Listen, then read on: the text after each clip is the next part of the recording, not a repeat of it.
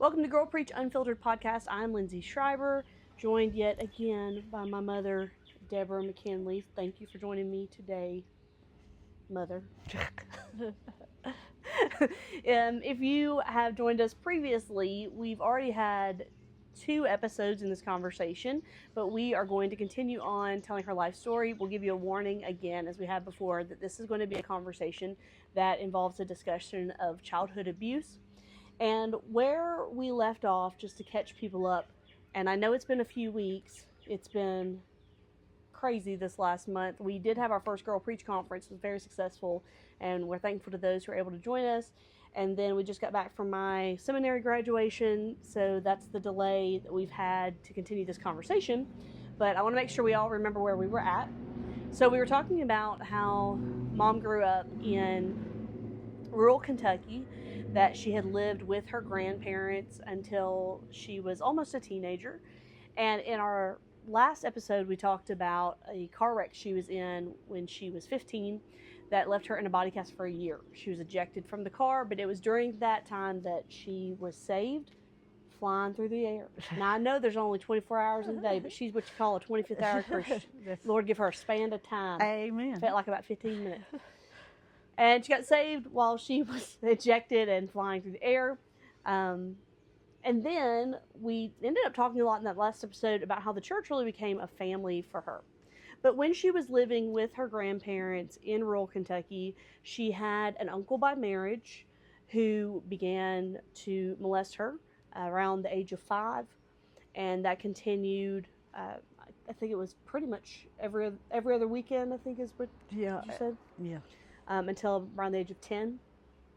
And so when we left off before, we had discussed how at one point you did try to say something to your grandmother who was raising you, but we're basically told not to say anything else about it. Is that right? Yes. And I think when we talked before, you said, you know, you never were really sure why that was, but that it did seem, it may have been considered an implausible story, because it was an odd manner that he did this. But also there was a lot of fear. Mm-hmm. You lived out in the country, and there was fear about you going back to your parents. Your dad was an alcoholic, and your mother had emotional problems, I guess we would say now. Back then they'd say it was your nerves. Yeah. But that may have played something into it. But either way, it meant that you went most of your life with no one knowing what had happened. Right. So do you want to bring us up to what happens that causes you to finally speak on this? Yes. I was about the age of 32, and I had, he was also molesting my younger sister, the only sister I had. And so me and her were keeping this secret among ourselves. The only person I told was my husband when I married him, and I was almost 21 when I married my husband. So I told him right away about it.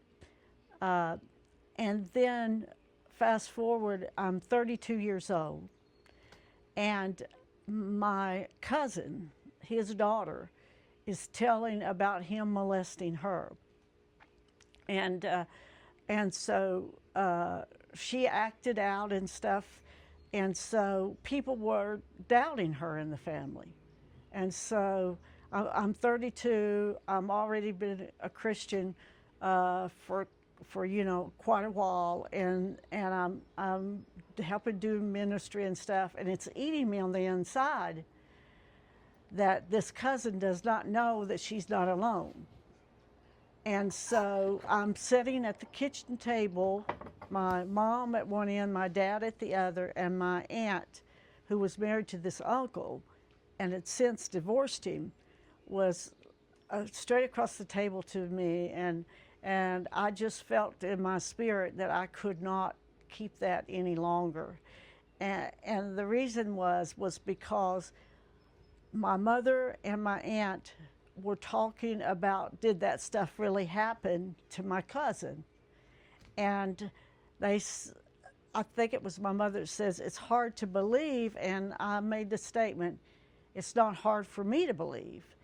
And so my aunt looks, I eye to eye to me, and I said, she said, what? And I said, because it happened to me. And it also happened to Sherry, which was my sister. Well, my mom began to say, why didn't you tell us?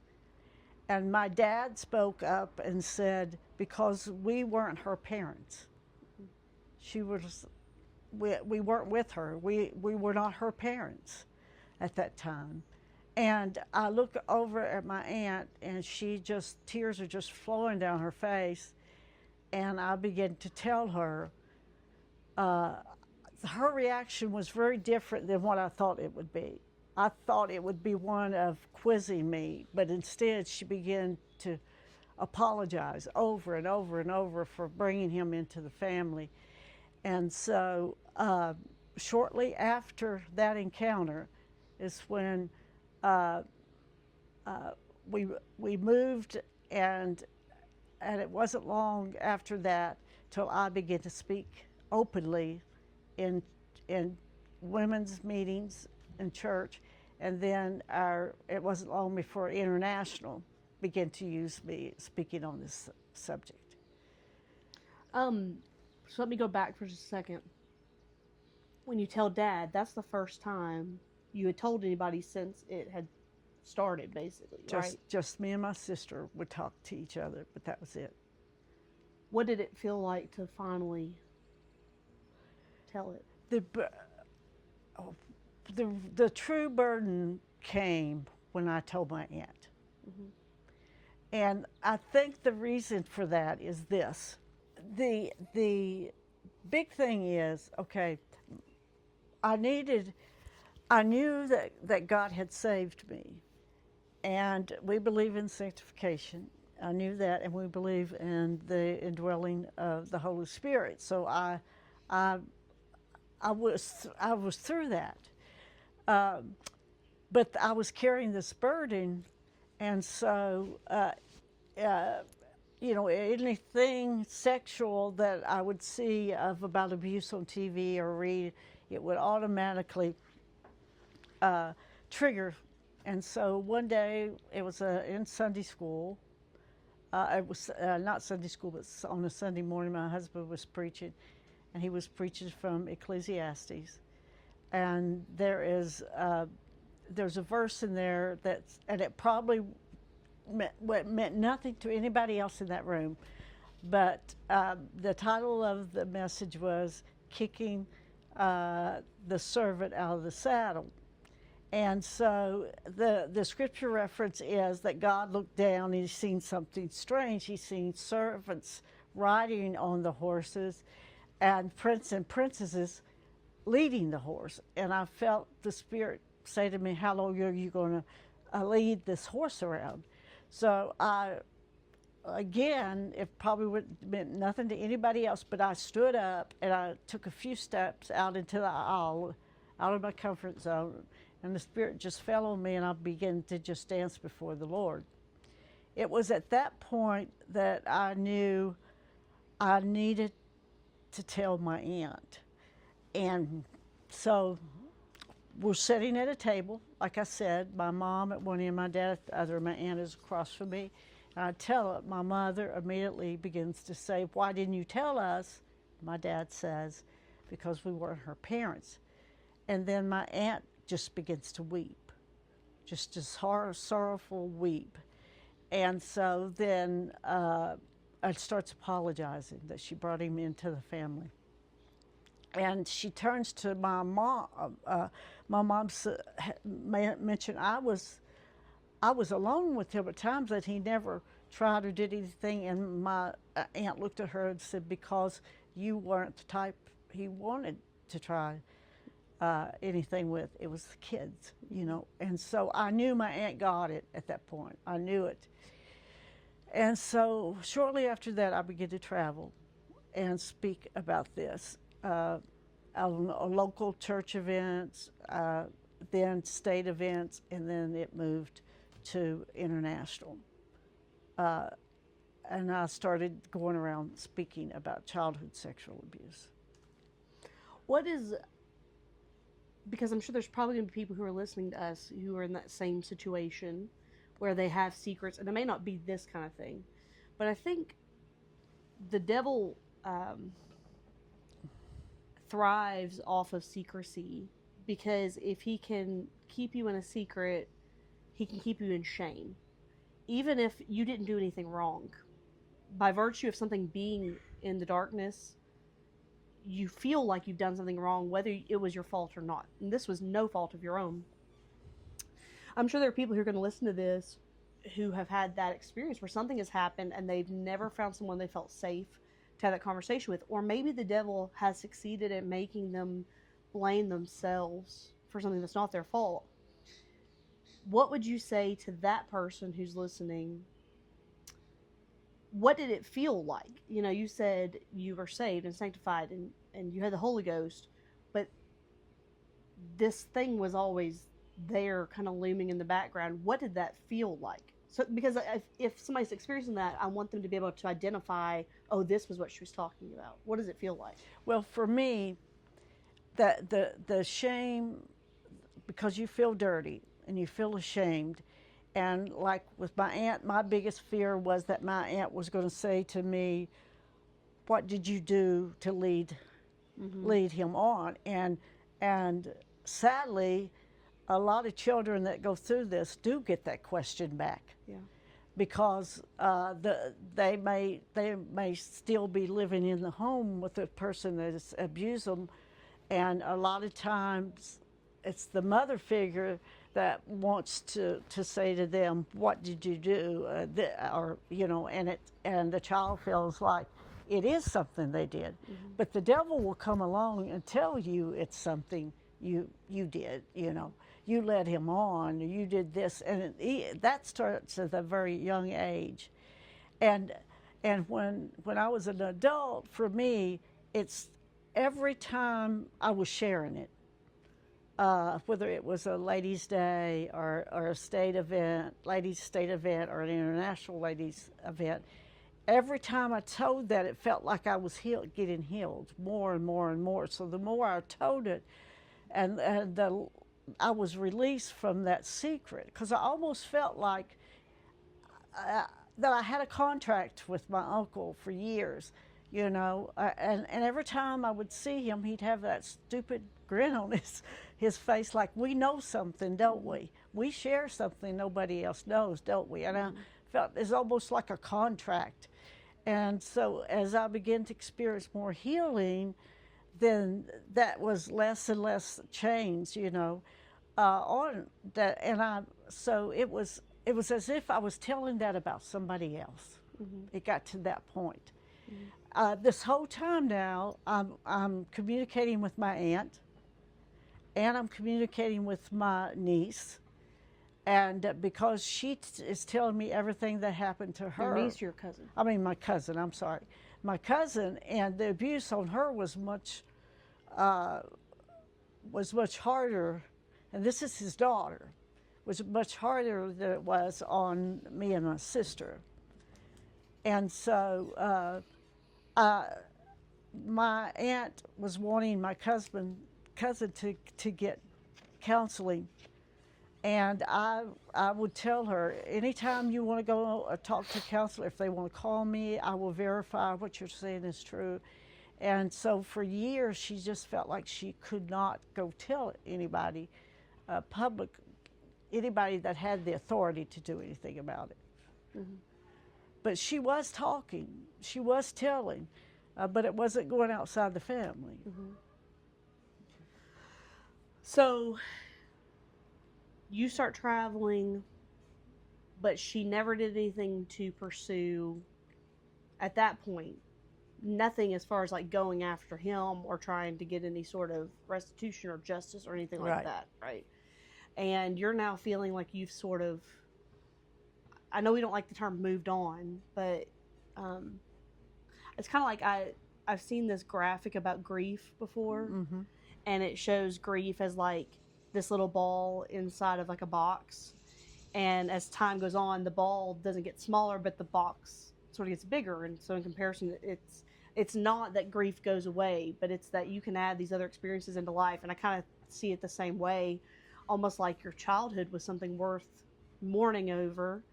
But as time is going on, and the Bible is true that that the Lord is able to turn all things for the good of those who love Him and are called according to His purposes. And so, as new experiences are coming in, and now you're starting to see, sort of like with Joseph, of what the enemy meant for evil, God's turned for good. As those things are happening, it's not that that horrible thing was no longer bad, but you have these other experiences that it makes it pale. And I think about the scripture too that talks about these present afflictions are nothing compared to the glory that awaits us. Right. It sounds like that's kind of what you were experiencing. But there are so many people, and I think probably that getting it out, because I don't think we don't understand enough about the role of sin and shame and how they're related. We only really talk about that like in songs and stuff.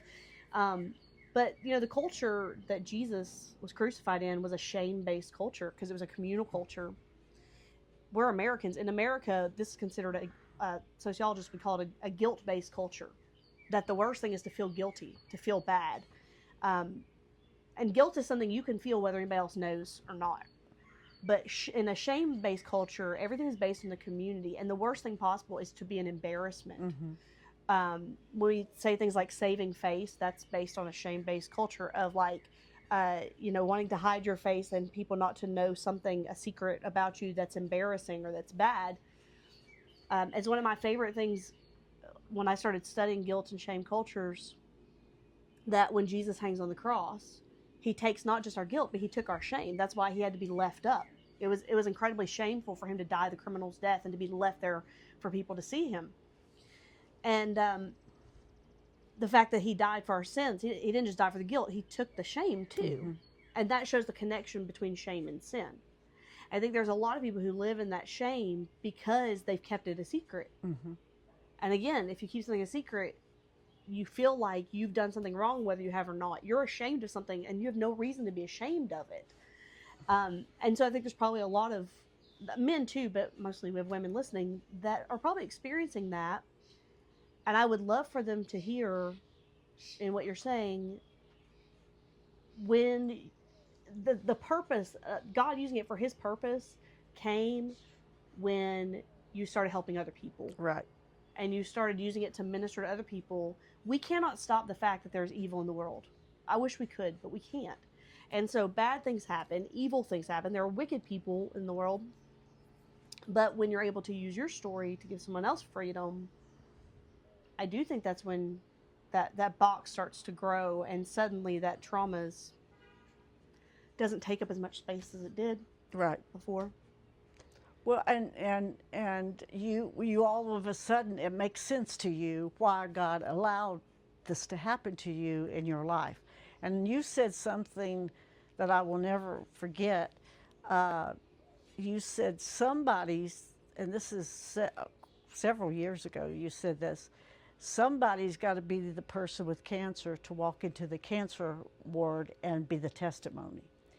And that's so true. Somebody's got to carry the testimony of overcoming childhood sexual abuse. And I began to think about, God trusted me. And the hardest thing for me was I was moving on, but my cousin and my sister, I didn't want to leave them behind. Does that make sense? I didn't want to leave them back there in that situation. A little did we know how many actually that was. But can we pause right there? That's a very deep thought, that God trusts you. Yeah. Because in situations like this, trust is probably one of the hardest things to remain intact, because you don't trust adults. Right. A kid in that situation has learned that you can't, even the ones you're supposed to be able to trust to help you, they didn't help you. Whatever their reasoning was, and you don't blame them for that. But how could you trust them to help you, because they didn't? Right. And you're seeing the wickedness. I mean, as a kid, the wickedness that you should not have had to know about, you had to know and you're exposed to very early, and not trusting yourself. because people are constantly putting it on you. What did you do? Why were you, and you were doing nothing. I mean, he was literally coming after you.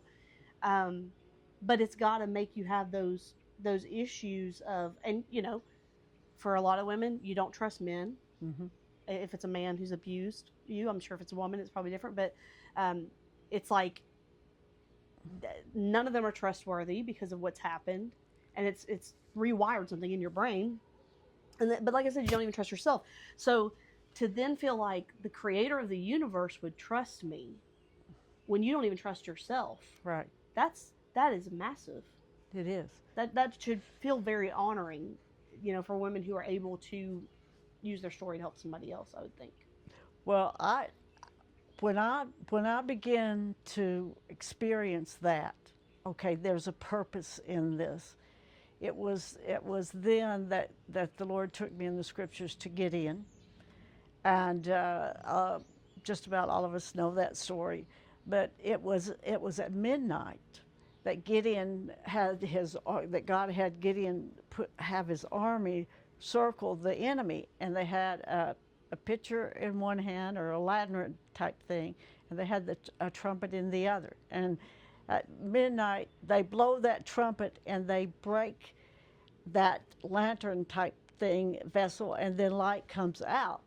And so then that confuses the enemy to where they turn on each other and kill each other. And God it's just like the scripture opened up to me that that God has to have those vessels that are cracked for his light to shine through. It would be great if we had the testimony of I got a new car, or I got a new house, or just inherited $1 million, and that would bring people to Christ. It doesn't. Makes people envious, but it doesn't bring people. It's not to Christ. relatable to most people. Right. So it's when that light comes from a cracked place in your life that confuses the enemy. When you have that sound of that trumpet was like a praise to God, that God can say, even though this happened to you, you are giving me all the praise. And I'm an odd person, and you know that better than anybody, I guess. But I feel like in service, I have to be the loudest. And I have to, not because I intentionally wanted to be more than anybody else in a crowd, but it's like God is saying to me more and more and more, and I feel like I can never praise enough, And so when that began to happen and God opened that up, then I was wide open. I knew I had that purpose, and I knew I wanted to do it. And you can spot, you talked about shame, but you can spot, when you're up speaking, you can almost spot them in the crowd, those that are carrying this, because most of them will sit with their heads down some, or the tears will begin to flow. And even when they come to you for prayer, when there's given a time for prayer and they come to prayer, they can't get the words out. It's almost like you have to say to them, so you've been through it too. And then they open up. But it's like they can't be the first one to say it to you when they come, knowing I'm going to be praying for you for this purpose. And shame is real. It's very real. And women carry it. And I want to encourage women, whether it's a close friend or a relative, you need to share it with somebody. You need to tell somebody to unlock that secret. It just needs to be unlocked in your life. And but I just experienced that in the scriptures, from those passages of scriptures, and I'm not ashamed. I'm not ashamed. I know that what he did to me was bad, but it's like I tell that about somebody else. So let's go forward now to when eventually your cousin ends up pursuing legal charges. Yes. So take us to that spot where that initiates. Okay. Uh, so I was conducting a ladies' retreat for pastors' wives in Pigeon Forge, and it was December 2013.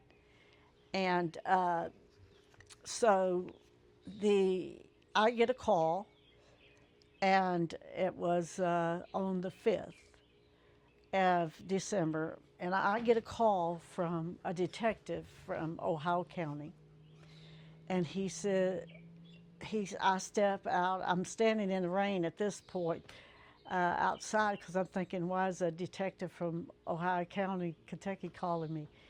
And he said, "Are you Debra McKinley?" And I said, "Yes." And he said, "Was you molested?" And he told my uncle's name, and I said, "Yes, but that's been over 50 years ago." And he said, "It doesn't. There's no statute of limitation in Kentucky, and his daughter just turned him in, and we've just arrested him." Good on Kentucky, buddy. It totally blew me out of the water because most states have a statute of limitation on this stuff. And so she had went to a counselor or somebody at work, and they told her to do it, and they went with her. And something just clicked in her, and she felt like it was time. So I said yes. And he said, I need, I said, "I'll testify to anything she says. I know it to be true." And he says, "I need more than that from you." Because he said, "Your cousin has struggled. And she is victim one, but if we are not allowed to list you as victim two, then she will not get justice." And in my mind, when I have talked about this, one of the titles I used was from victim to victor. And so I thought, I'm hearing these words, I'm hearing the devil say, are you going to let them list you as victim too, really, after all this? And so then he begins to list the names of others who had been molested by him. And then he asked me if I knew of anyone, and I said my sister. And immediately I thought, if it was just me, I would have asked to be in a room with him for about 10 minutes, and then there would be no court case. Yeah. But because of all these others who were struggling, I thought I owe it to them. So I said yes. And he said, this was on a Friday night, and he said he's going to the grand jury on Monday. And that's what he did, listing me and my cousin. And then a short time later, that moved on to my sister, and then the list continued. Mm-hmm. And so then from there, you were with me in court, and my husband was with me. And so we went several times to the court. Now, 2013, you would have been 57-ish, somewhere in there, right? Yeah. Just so that they understand, like you said, this was like, what, 50, is that right? 12 years ago. Yeah, somewhere in there, late 50s. Yeah. So this is literally like 50 years later. Right. However, by the time the list of his victims continued, so we know, we don't need to give their names, but do we know if you were the first, as far as? I think I'm the first, but he could have started on his daughter when she was just a few years old. Okay, so we know at least, if you were the first, that's like 1960, somewhere in there? Yeah. Okay. And then after the list of victims continue, we find out that he was doing this for decades. Yeah. Up into like the 2000s. Yeah. Right? Yeah. He was doing it. We don't need to give any identifiers, but maybe like a around a year Yeah, period. yeah. He was still doing it up until the present time. All right, so we're talking about over. I mean, you say it's 50 years from the time he did this to you till he gets arrested, but he was also molesting people for 50 years. Yeah. Allegedly is what you have to say, but and you'll know why we have to say that in here in a second. But I remember when his mugshot went up on the like the internet forums and all that. I don't know anybody from these places. I mean, we would occasionally drive through that part of Kentucky and maybe like take some pictures or whatever, like of places you had been to when you were younger. But I don't know anyone there, and I remember getting onto the social medias and like the newspaper sites and his picture, and this was before we went to court. The things that people would say on there were so horrific. You know, it was like this poor old man. Why would they mistreat this poor old man? And he was active in his church. And because of that, you know, people wanted to defend his character. And then the next thing was, let's attack the character of the victims. They didn't even know who the victims were. Yeah. That's the thing is, now there were people who were related to him, who were some of the plants in those social media posts that were trying to out victims, but nobody knew you. Right. Because you had been gone. Yeah. And I think I said this in another episode, but there was nothing they could say about you. You know, these other people, they can make whatever accusations they want about. I remember it was so nasty. It was things like, oh, don't get me started on that woman bouncing checks. What does that have to do? That has nothing to do with anything, right? And I got the vibe looking on those pages. There's probably a lot of people around there that were bouncing checks. I mean, that does not mean somebody was lying about this awful thing. And the truth was, anybody, you know, I don't know what kind of church you went to, but anybody with an ounce of discernment could have looked at that man and seen how wicked he was. Not based on what you've said, but when I watched him in the courtroom, I was disgusted by the way he conducted himself. And it was very evident to me that he was a very wicked person who's very prideful when he came in. He did his little dance. Fred Astaire. His little shackles, like he was whatever. He was blowing kisses too. Yeah, and then I remember one of the police officers going and putting his arm around this man's wife. And I remember that moment because I thought, this isn't going to go good. You know, and again, we don't know these people. So I remember when I saw that, and you're sitting there with other people who are involved in this who are telling you that their name is also known in the courthouse, you know, for times they've had maybe outbursts or whatever there, and you're thinking, this is about to be a very biased room. Mm-hmm. And it didn't much matter that you had this verified story that you had told over and over and over again, and that you've kept the same story for all those years. I just had that feeling, this isn't going to work. This is not going to end the way it should end. And the real concern was that he had access to children still. Right, right. He had been married several times, and so there was there were several family chances to be around children.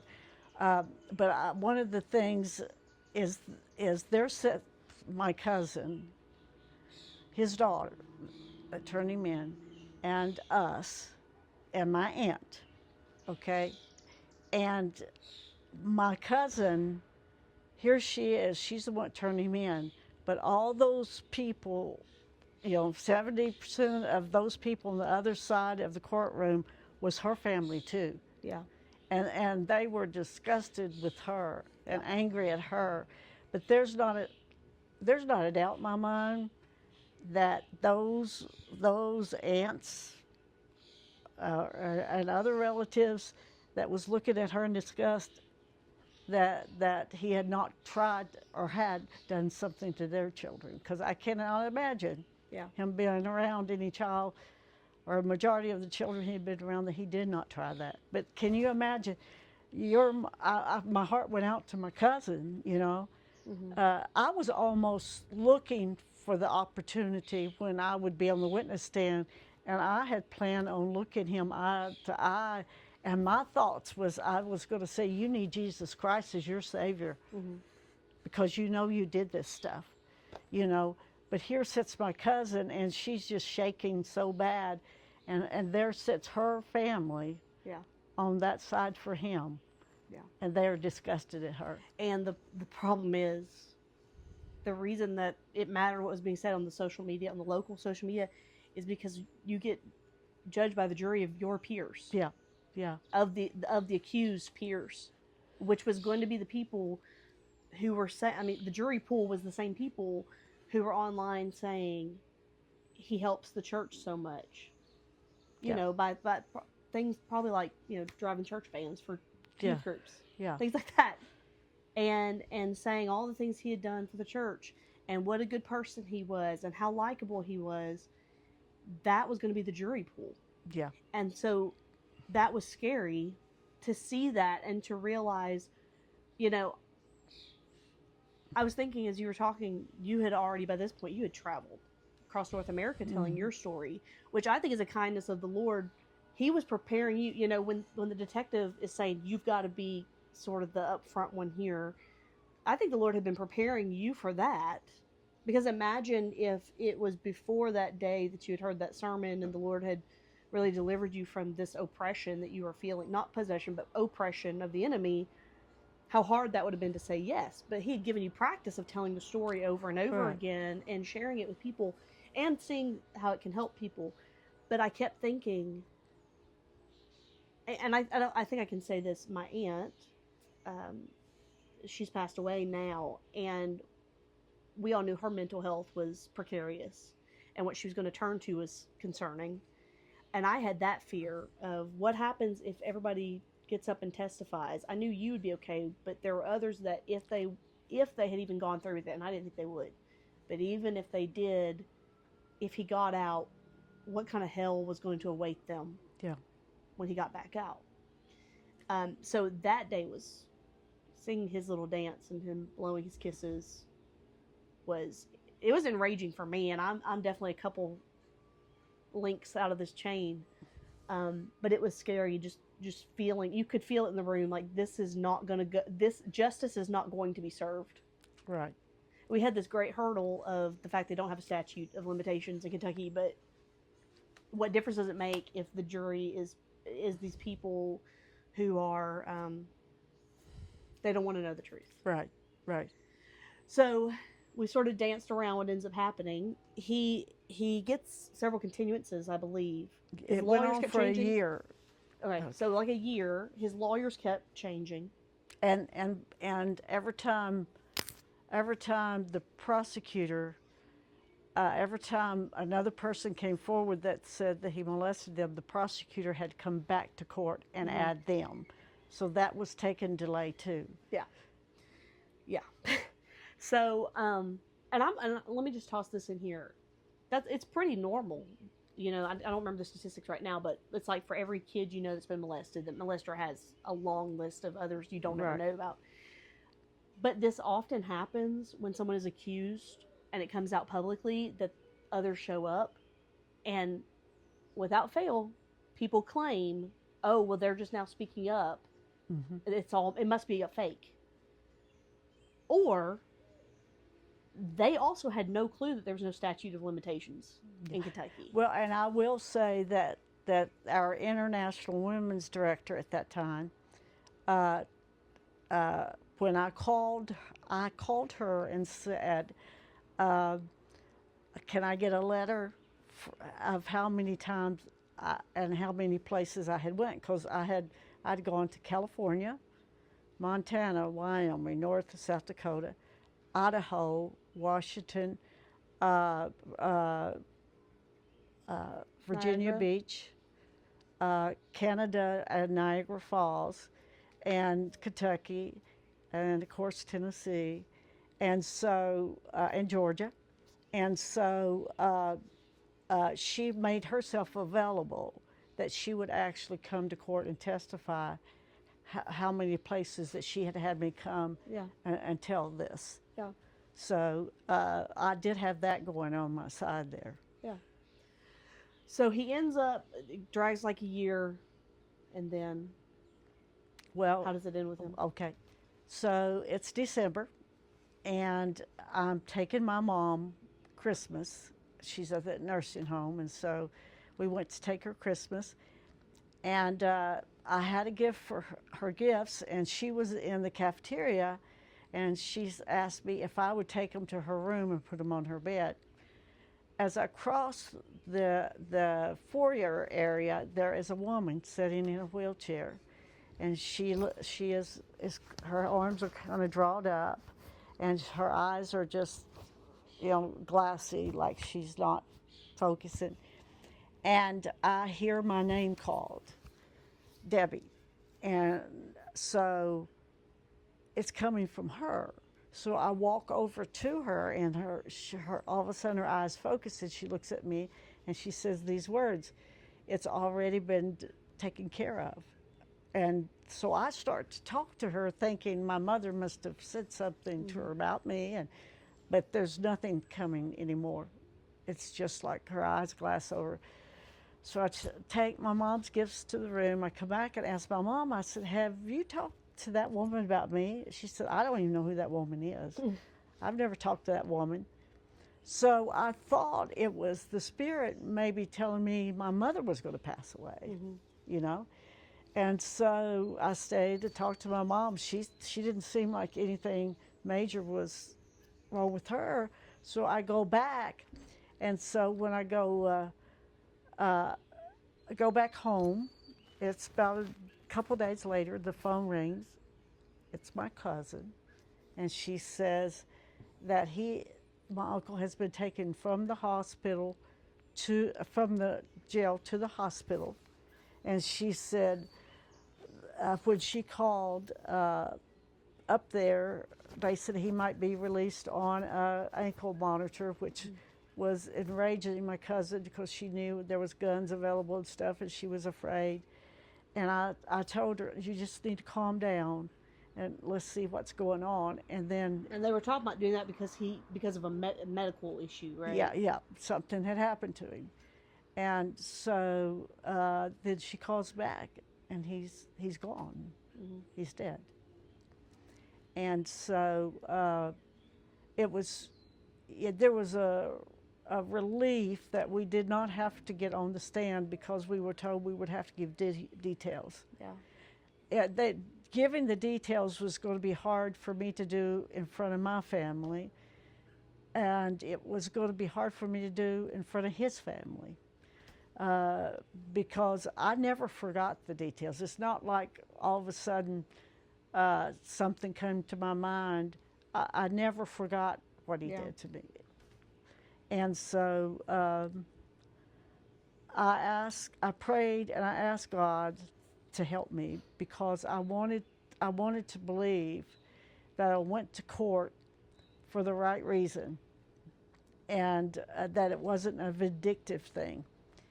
And I felt, all of a sudden, I just felt like in my mind, I thought my cousin actually gave him a gift, because and that gift was, for a year, she gave him the chance of accountability, to ask forgiveness from God. And I don't know, in his last minutes, he may have asked God to forgive him. And I said this to the detective. Detective called and said, "I'm sorry, Miss McKinley, you didn't get justice." And I said, "I'd rather God handle this and not me."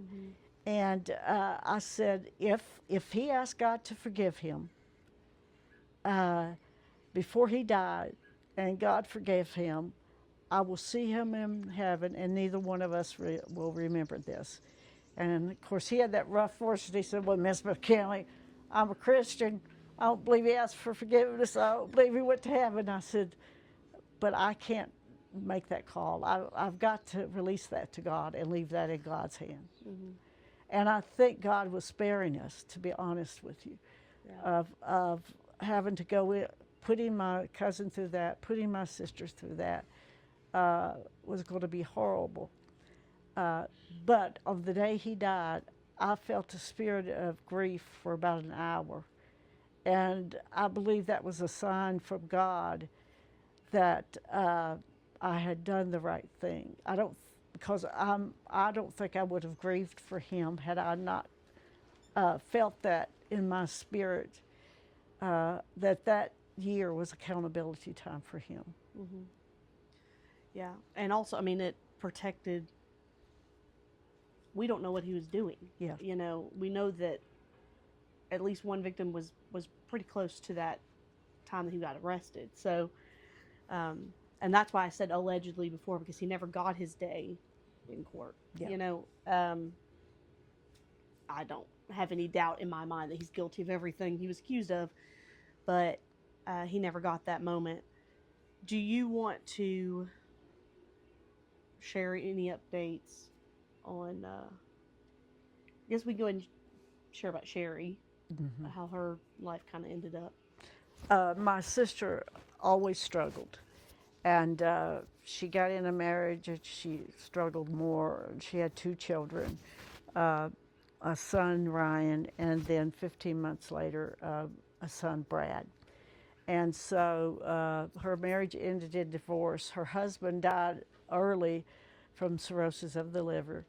And so a couple of years ago, my brothers and I would call my sister, and she would say that she was doing okay. A lot of times she would need some money or stuff, and so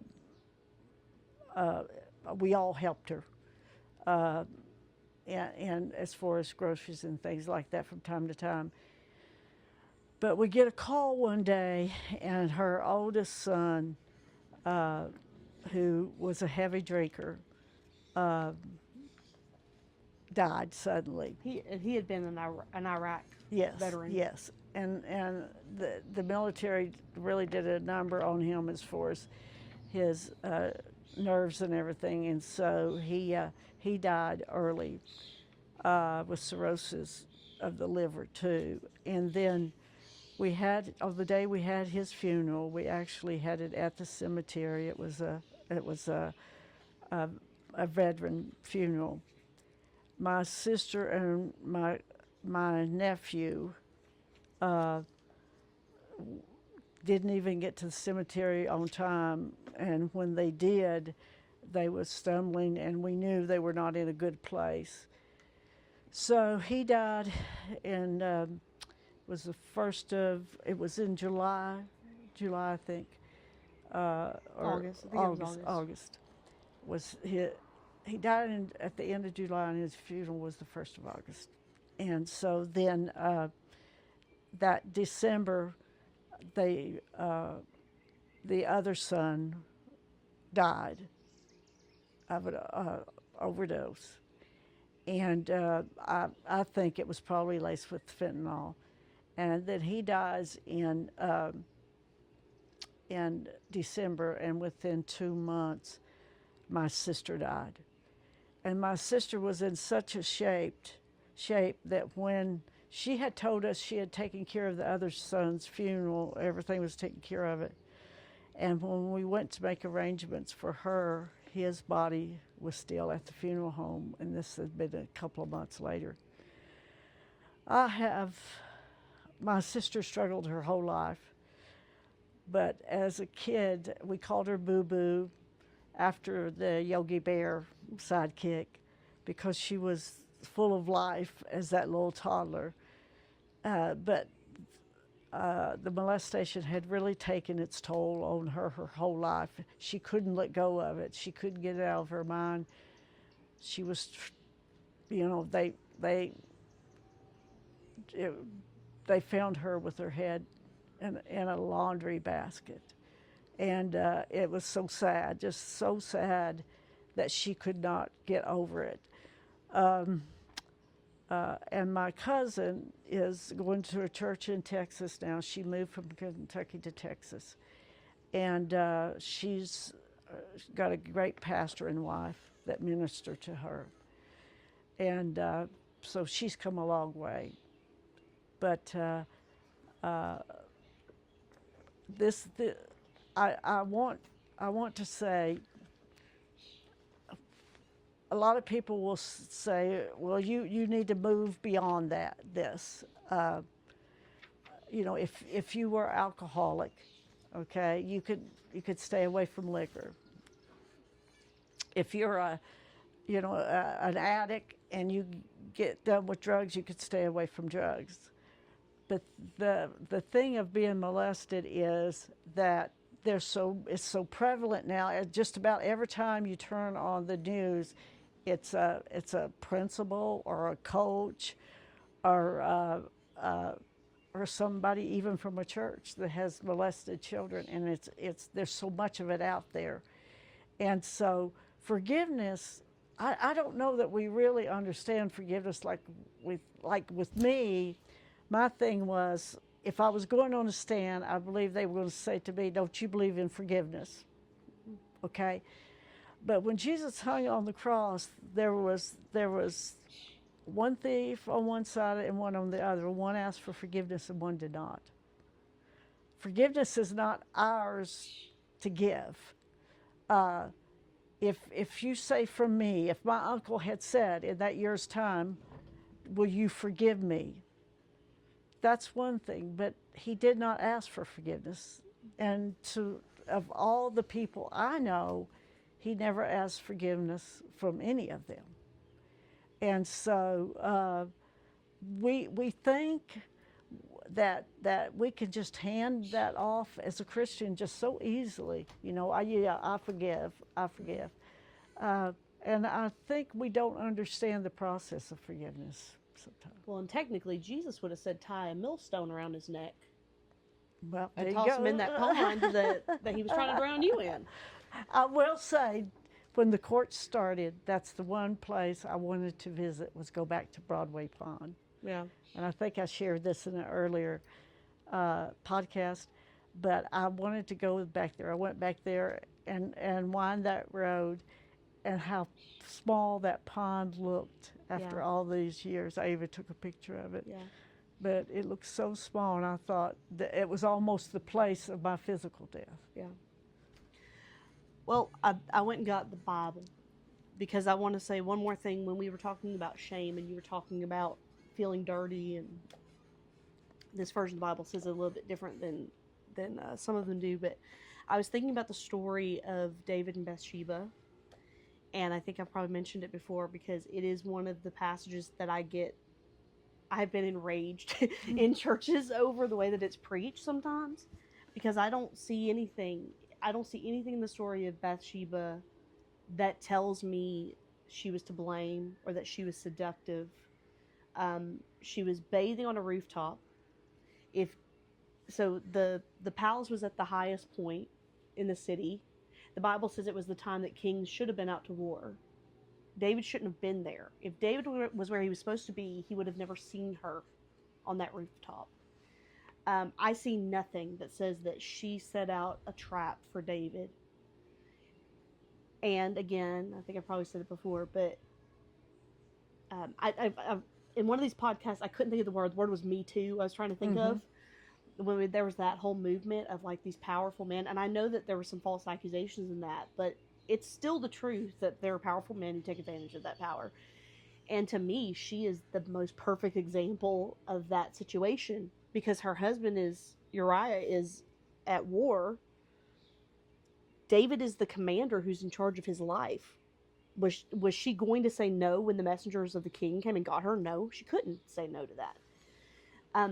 In some versions of the Bible, it talks about her bathing after she had been with David. And when I first read that, I wish I could remember now the translation, but when I first read that, I thought, to me, it was the picture of a survivor scrubbing themselves to try to get clean, and you can't get clean enough. And the reason it's enraged me so much is because I have literally, I'll tell the story. I had a man who at the time had a bishop's license, which in our church is the credential a woman can't have. So I don't have that credential. And it also means in our church, I'm not allowed to rebuke a bishop. And if I could have, it would have been the perfect day, because I had been teaching a series. We were at church camp, and I had been teaching about Bathsheba. And this man who outranked me, he asked me about the lesson I had taught because he hadn't been there for that class. And I said, well, I talked about Bathsheba. And I'm just going to repeat what he said. His exact words were, oh, how she was a slut. Mm-hmm. And I remember literally standing there speechless. I knew what I wanted to say to him. I didn't say it. I will say that man, not too long later, no longer had his bishop's license because he had an affair with a woman that he had spiritual oversight over, which sounds an awful lot like the situation I was just saying about a power dynamic. Mm-hmm. But that's not the only time I've heard somebody preach it that way. I see nothing in that story that's like that. But this woman has been the subject, Bathsheba has been the subject of shame and ridicule. And I was thinking about that when you were talking about, we were having the discussion about, what did you do? Mm-hmm. What did you do to cause this? Bathsheba did nothing. But you can ask, I would guarantee if you poll pastors, there's a high percentage of them who put the blame on her, although in the Bible, the blame is always squarely on David. Mm-hmm. When the prophet goes to David, it was on him. It was his fault. You never see anything that's putting blame onto her. But what I wanted to point out, because I think the devil does use that shame, regardless of the situation, because I'm going to put Bathsheba in that same category of women that it was not their fault. And I'm going to go to my grave 10 toes down on that one, that mm-hmm. I don't see anything scripturally to blame her. But in Matthew, we get the genealogy of Jesus. I think there's only, I want to say there's only 4 women who appear in the genealogy. But in Matthew 1, verse 6, Jesse begot David. That's the genealogy of Jesus, right? Jesse begot David the king. David the king begot Solomon by her who had been the wife of Uriah. Mm-hmm. That's Bathsheba. And how that's word, the wife of Uriah. Yeah. Yeah. And which says God always knew who she really was. Right. And she did belong to Uriah. And when the prophet comes and he's talking about the little lamb, and you took the lamb, mm-hmm. again, the blame was on David. And David acknowledges the blame was on him. He owns that. One of the most important chapters of the Bible is his prayer of repentance. But in the end, she's one of the only women mentioned in the genealogy. And David had other sons, but the son through whom Jesus comes because of Bathsheba. And I say that to say that if you're someone who's struggling with that shame and the devil puts that guilt on you and wants to silence you and wants to make you feel like your story is over, I want to remind you that your story is not over. The Lord's already written it. Every day before you lived one was already recorded in his book. And so if the devil's trying to keep you in that shame, I want you to remember her. I want you to remember Bathsheba in this story and how there was still purpose for her to literally lead people to Jesus in the end. She ends up becoming the mother of a king. Mm-hmm. We're not wasted. We're not ruined, regardless of what evil things happen. And I want to encourage you that if you're like Mom and you've had these things that you have walked around with shame and guilt, you don't have to be the one that's that story you told about the wrong place. You need to be in the saddle, yeah. Right? You don't have to be in that spot.